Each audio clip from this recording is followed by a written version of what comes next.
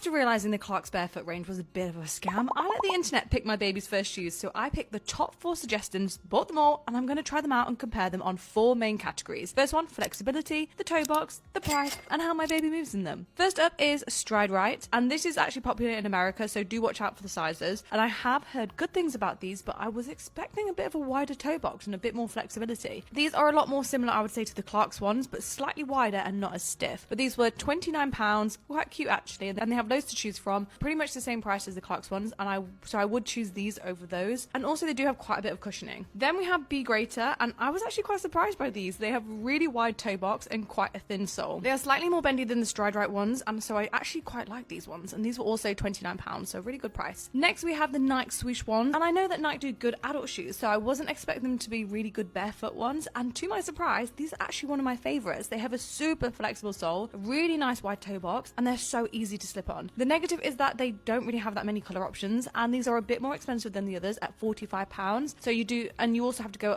half a size up. Then we have one of my favorite ones, which is the Vivo barefoot shoes, and these are very similar to the Nike ones, but they are just ever so slightly easier to bend, so really easy to slip on and super nice toe box. However, these were the most expensive at £60, so I would say these are my favorite and probably the best ones. But if you don't want to spend as much, then Nike ones are a really good alternative. Then I would say Be Greater and then Stride Right ones.